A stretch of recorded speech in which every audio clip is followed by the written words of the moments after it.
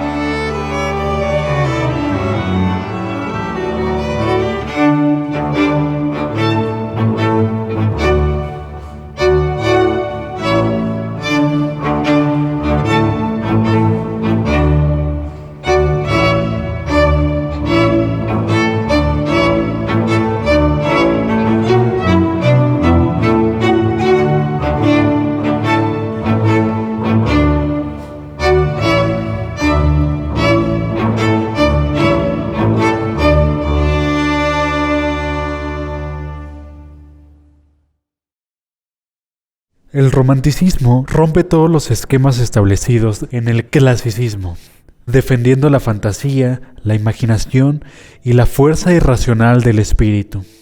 Los precursores del romanticismo que se extendieron por Europa y América son Rousseau y el dramaturgo alemán Goethe.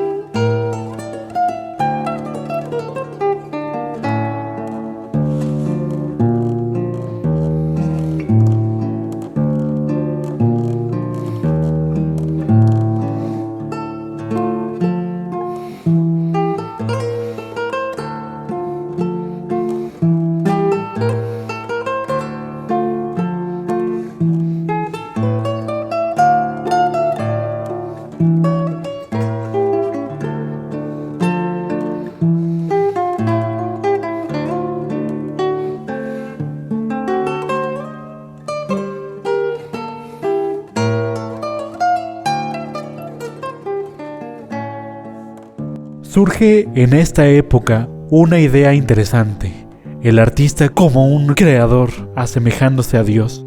Un fantástico ejemplo de esta idea es Gustav Mahler.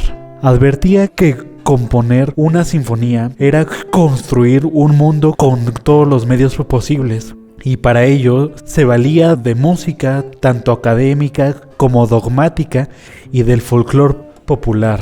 Sin embargo, Gustav Mahler es uno de los últimos en la lista de compositores románticos.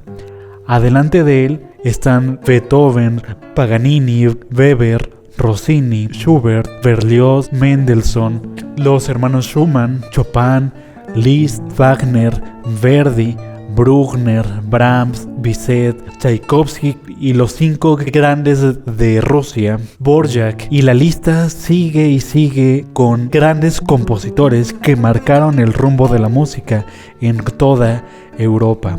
Música que, como complejos universos, se tienden a romper el silencio con la única finalidad de romper los muros que cubren nuestros corazones y tocar el alma del que escucha.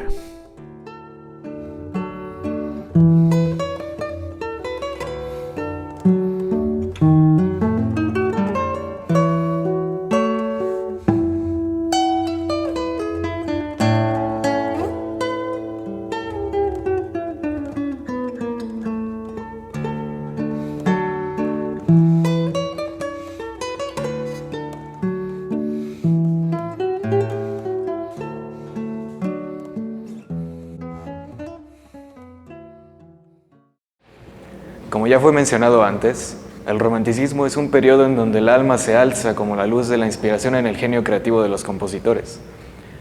En este periodo se le da total prioridad a los sentimientos y a la expresión del corazón, pues se piensa que estos últimos pueden resolver cuestiones imposibles para la razón y la mente.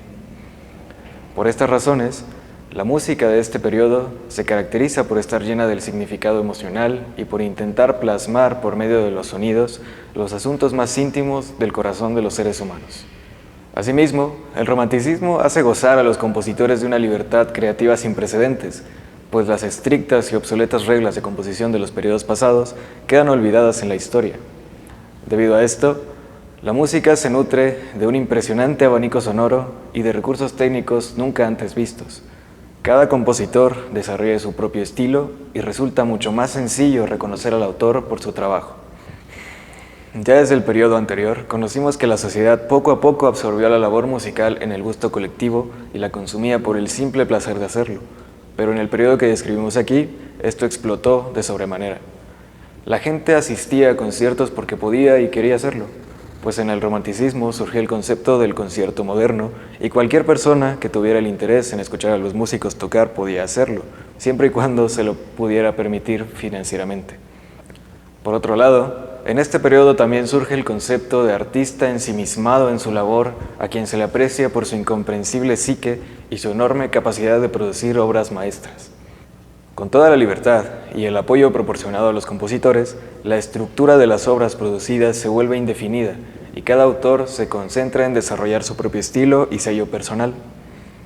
En este contexto, surge una especie de competencia entre compositores por alcanzar la obra maestra definitiva, competencia que no hace otra cosa más que incrementar la calidad y llevar al límite la capacidad creativa de cada compositor, surgiendo algunas de las obras musicales más reconocidas y apreciadas de todos los tiempos.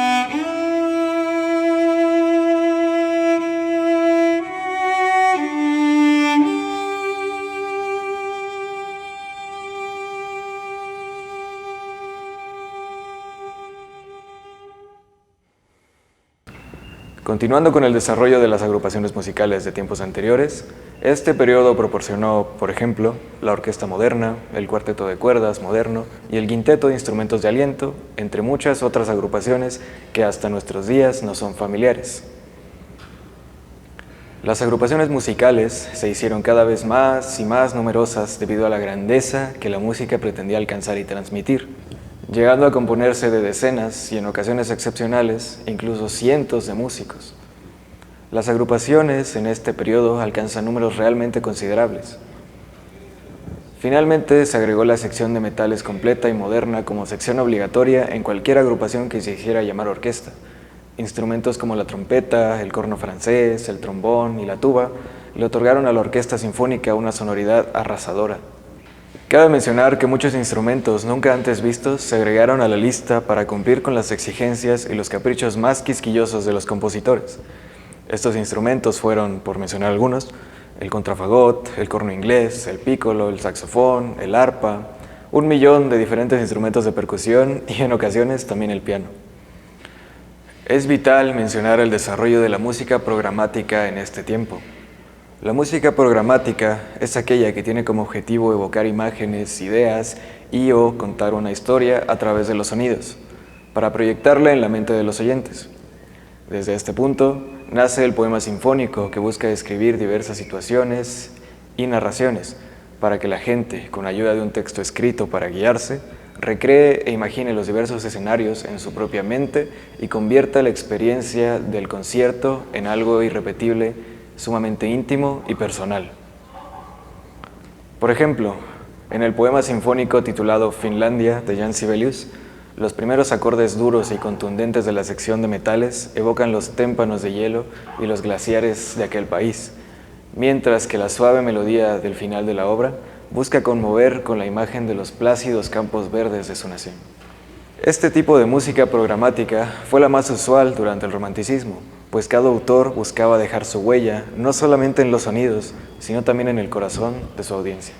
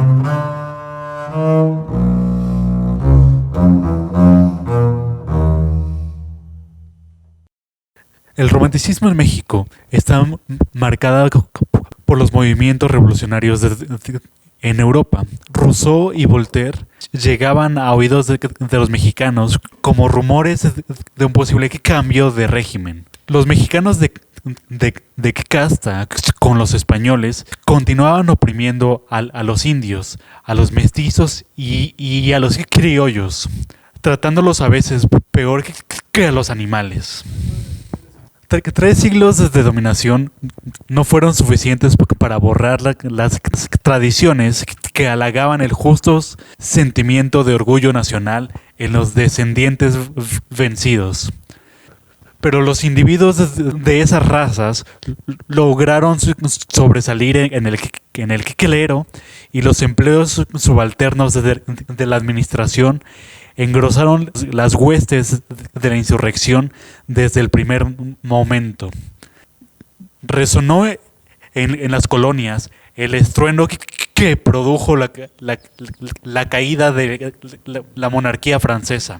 A partir de 1789, los sucesos se precipitaron. La influencia de los nuevos principios se hizo sentir de manera tardía, pero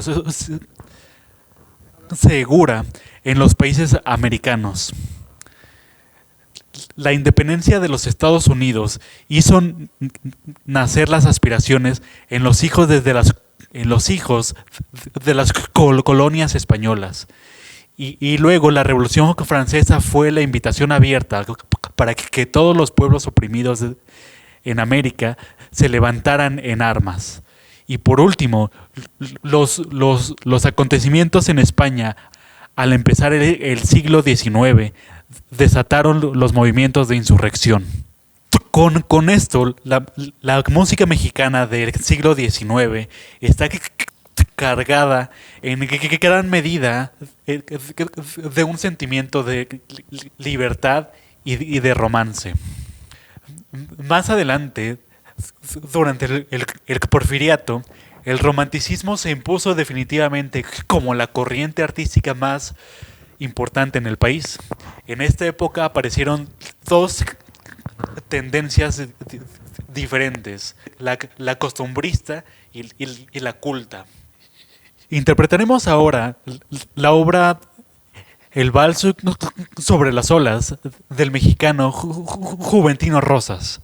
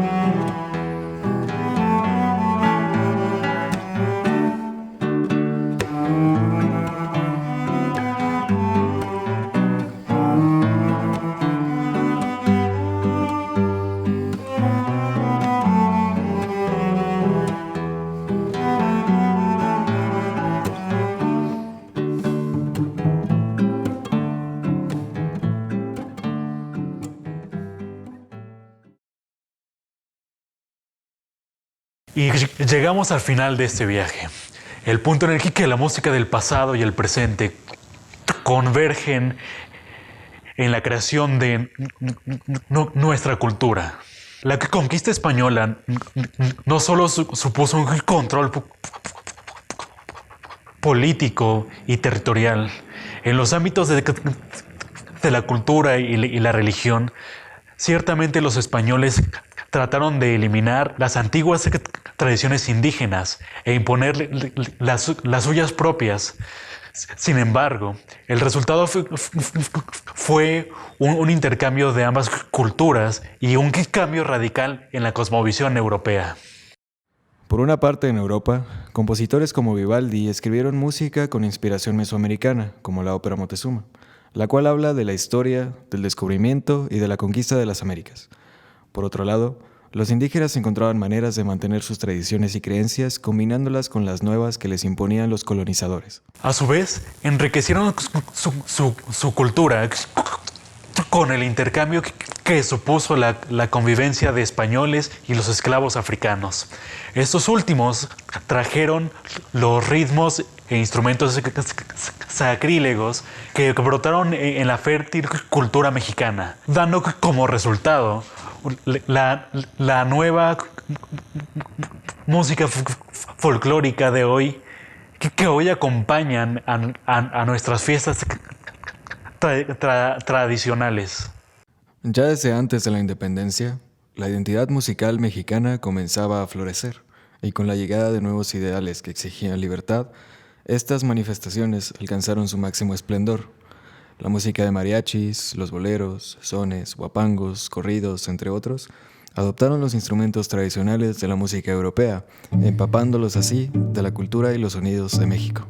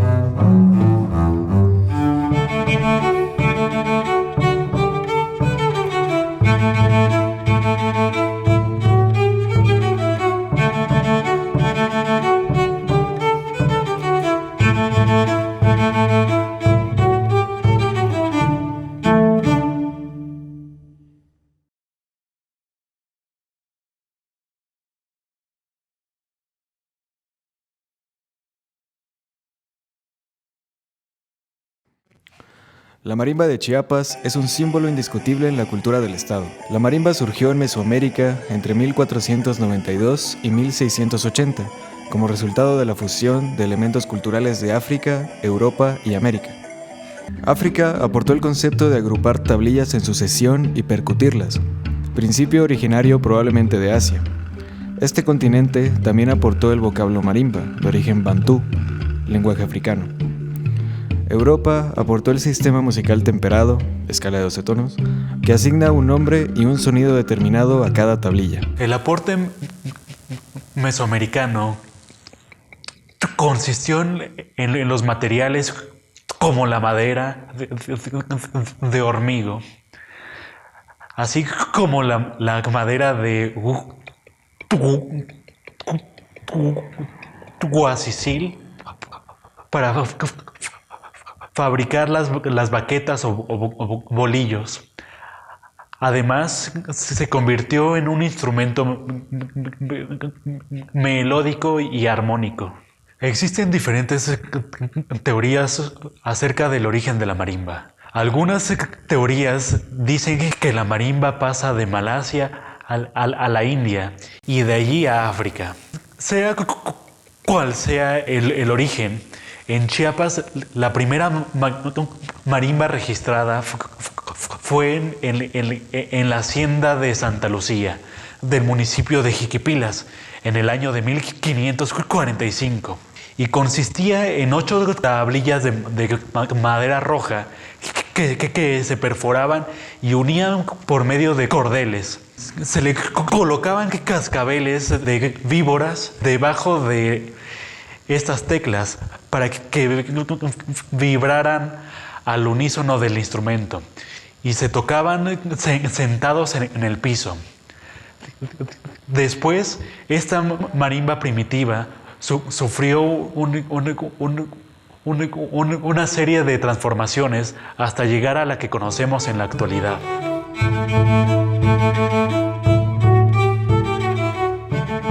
La historia de la música es inmensa y muy extensa también. Sin embargo, en estos videos hemos recabado la información general de los periodos más reconocidos de la música occidental. Invitamos a toda la audiencia de estos programas a investigar y conocer un poco más a fondo los temas tratados en esta serie de videos, pues con toda seguridad encontrarán fascinantes los detalles más pequeños y desconocidos del vasto mundo de la música.